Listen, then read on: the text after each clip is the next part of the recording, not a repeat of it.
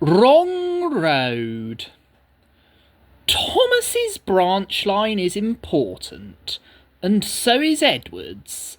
They both bring in valuable traffic, but their track and bridges are not so strong as those on the main line. That is why the Fat Controller does not allow the heavier mainline engines such as Gordon and Henry to run on them. If, however, you heard Gordon talking to Edward a short while ago, you would have thought that the Fat Controller had forbidden him to run on branch lines for quite another reason. It's not fair, grumbled Gordon. What isn't fair? Asked Edward. Letting branch line diesels pull mainline trains. Never mind, Gordon. I'm sure Boko will let you pull his truck sometimes. That would make it quite fair. Gordon spluttered furiously. I won't pull Boko's dirty trucks, and I won't run on branch lines. Why not? Why not? It would be a nice change. The Fat Controller would never approve, said Gordon. Branch lines are vulgar. He puffed away in a dignified manner. Edward chuckled and followed him to the station. Gordon, his driver and his fireman all say it was the lady's fault. She wore a green floppy hat and was saying goodbye to a friend sitting in the coach nearest the guard's van. It was almost time to start. The fireman looked back. He was new to the job. He couldn't see the guard, but he did see something green waving. He thought it was the red flag. Right away, mate, he called, but the guard had not waved his flag. When Gordon started, he left some luggage, several indignant passengers, and the guard all standing on the platform. Every evening, 2 fast trains leave the big station within 5 minutes. The 6:25 is Gordon's for the main line. Edward's at 6:30 runs along the branch. By the time Gordon had been brought back, Edward's train was overdue. You've missed your path, Gordon, said the Fat Controller crossly. Now we must clear Edward's train before you can start. This should have put everything right with the least possible trouble, but control at the big station made things worse.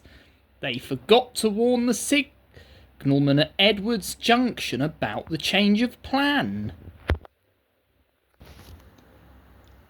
It was dark by the time the trains reached the junction, and you can guess what happened.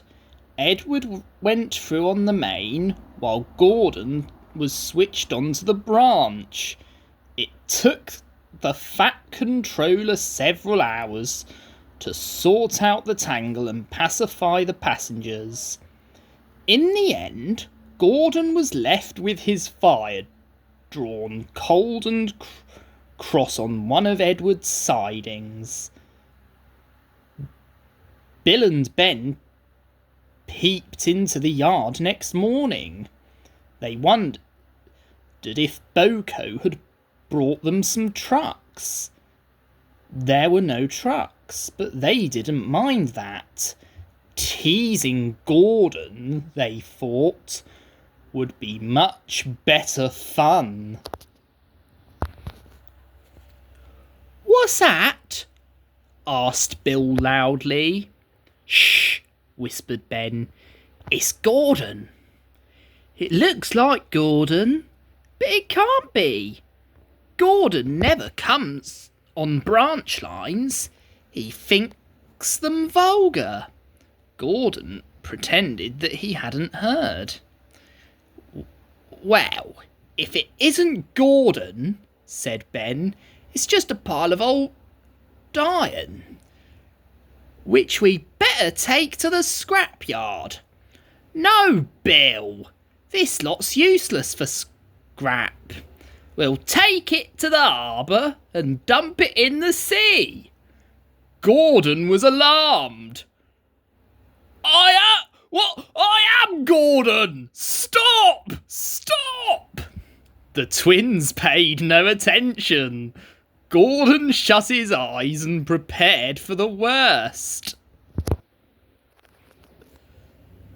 The twins argued loudly and long.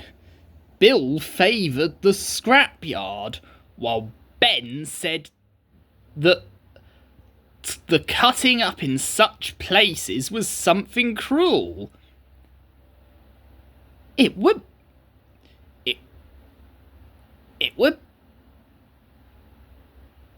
be kinder, he urged, to give these remains a quick end in the sea. Besides, he went on, they would make a lovely splash.